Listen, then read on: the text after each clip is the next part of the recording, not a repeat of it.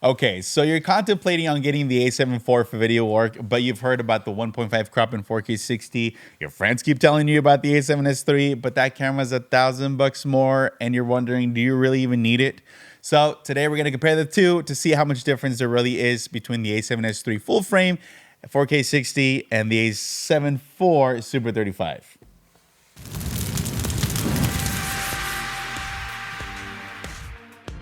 First, let's talk about the difference between a full-frame sensor and a Super 35, aka APS-C 1.5x crop sensor.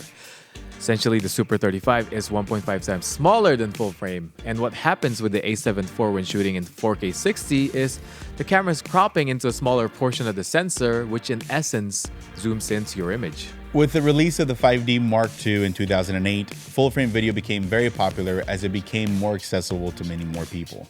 However, by today's standards, the footage from that camera is almost unusable. Oh, that was a nice camera You back in remember its that? time. Yeah.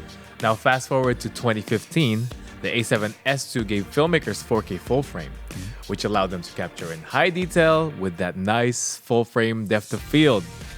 But we always want more. What about slow motion? Are we limited to 4K 30?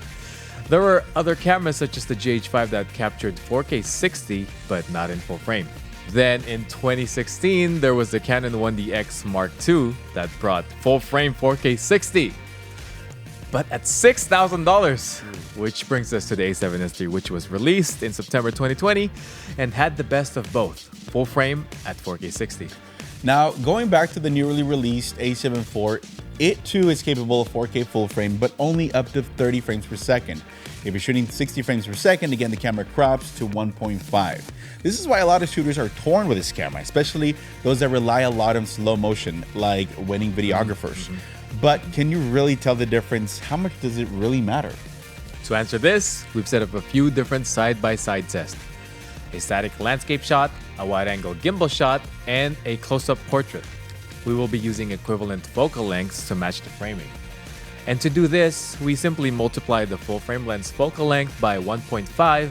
For example, our 50mm becomes a 75mm. Yeah, the first test is a static landscape shot. We have the A7 IV at 24mm and the A7S III at 35mm. As you can see, they're both really sharp and detailed, and because of the near infinity focus of landscapes, we would be hard-pressed to notice any difference at all.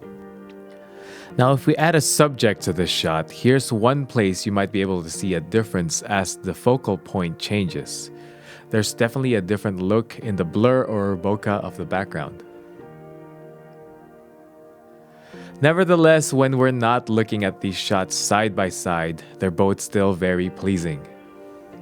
Second test, the Gimbal Wide. One of the biggest downsides of Super 35 versus full frame is the wide shot, but many people will argue that this is a fair trade-off for the extra reach you do get on the long end.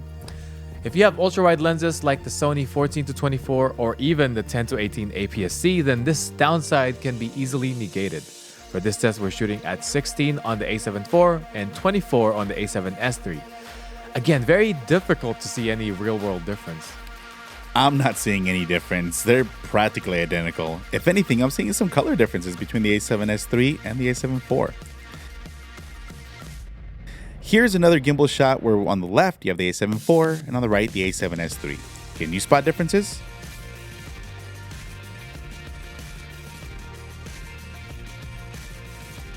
Let's now bring the subject closer to the camera. This should exaggerate the differences even more.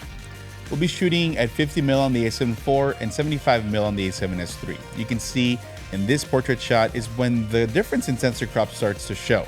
However, it's still not a huge difference, and without the side-by-side comparison, nobody's going to point out that the shot on the left doesn't have enough shallow depth of field. So let's look at them individually, A7 IV, A7S III.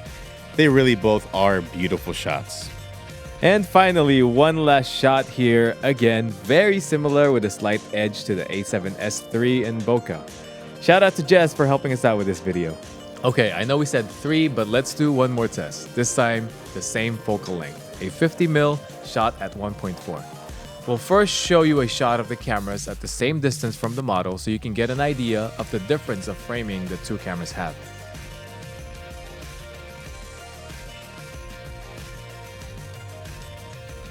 Now, let's move closer to match the framing. This might be the best case scenario to be able to showcase the difference between the two. Looking at the side-by-side, the A7S III definitely has a nicer bokeh and a shallower depth of field, but the A7 IV also looks nice, and we have no issue with that shot. Yeah, that's a nice looking shot. So in summary, should the A7 IV Super 35 4K 60 crop really concern you? Well, in our opinion, no. It's a great camera, especially for the price and with so many lenses available in the Sony ecosystem and even adapted lenses. You can easily work around the sensor crop and save yourself $1,000. Yeah, spend it on something else. Get another lens, a monitor, a tripod, who knows? As always, guys, I hope this was helpful. If you liked the video, like it. If you didn't, dislike it. Don't forget to subscribe, hit that notification bell so you don't miss a thing, and we'll see you in the next one. Peace. Peace.